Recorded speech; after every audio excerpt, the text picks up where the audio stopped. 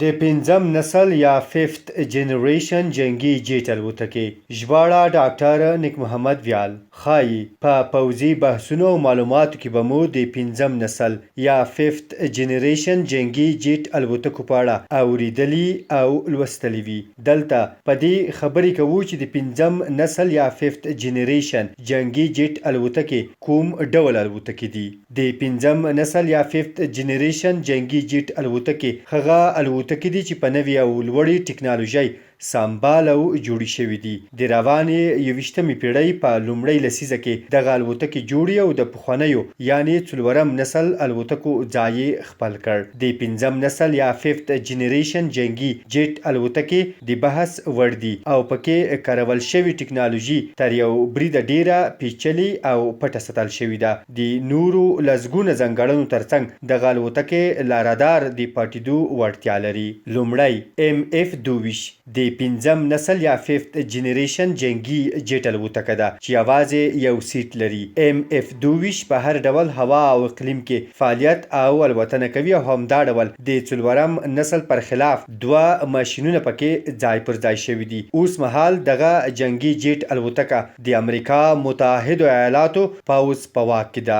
MF-22 په 2015 زیږدیز کال کې خپل عملیات پیل کړل چې د هوایي او ځمکنیو عملیاتو د ترسره کېدو وړتیا لري. دغه الوتکه د ځمکنیو عملیاتو پر مهال د هر ډول مخابراتي او استخباراتي معلوماتو د پیدا کېدو او کشف وړتیا لري. MF-22 نړۍ تر ټولو ګران بیه الوتکه شمیرل کیږي چې د یوې الوتکې بیه 150 میلیونه امریکایي ډالرو ته رسیږي. د امریکا متحدو ایالاتو د پنځم نسل جنگي جیټ الوتکو د ټول پروګرام او سیستم بیه 8.3 میلیارد امریکایي ډالرو ته رسیږي. MF-22 له 15,000 بیا تر 80,000 پاونډ وزن لیږدولی او په ځمکه غورځولی شي. دویم F-15 لایټنګ 2 دغه الوتکه یو سیټ یو مشین لري او بېلابېلې چارې ترسره کولی شي. د MF-22 په څېر F-15 لایټنګ 2 هم په هر ډول اوبو او هوا کې د عملیاتو د ترسره کولو وړتیا لري.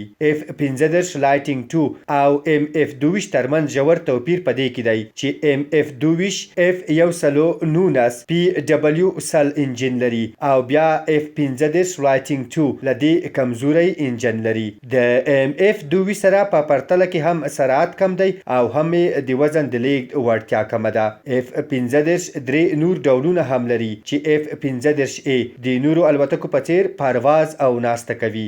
F-15B په عمودي ډول ناسته او الوتنه کوي او F-15C ډیره کمه موده کې پرته له منډې پورته کیږي او په ځمکه کینی. دریم J-2 د امریکا متحدو ایالاتو سربیره د چین پوځ هم د پنځم نسل جنگي جیټ الوتکې ته لاسرسی لري. د چین د پنځم نسل الوتکه J-2 یا جانګ 2 نومیږي. کومې وړتیاوې مو چې د پنځم نسل د دوه نورو جنگي الوتکو په اړه وړاندې کړې J-2 هم لري خو په جوړښت کې دغه الوتکه له نورو اوږده ده. چین دغه الوتکه په 2011 کال کې جوړه چې تر 2014 پټه ساتلي خو په 2017 زیږدیز کال کې د چین په پوځ کې دنده پیل کړه.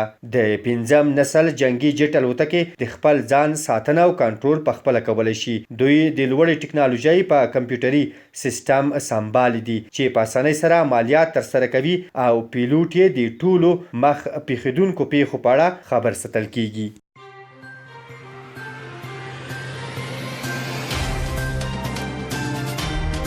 د افغانستان نړۍ او سیمې د مهمو خبرونو پیښو او جریانونو په اړه د تازه پر وخت او دقیقو خبرونو لپاره د روحي ویبپاڼې د یوټیوب چینل لایک او سبسکرایب کړئ ترڅو زموږ نوي او تازه ویډیوګانې پر وخت درته ورسیږي.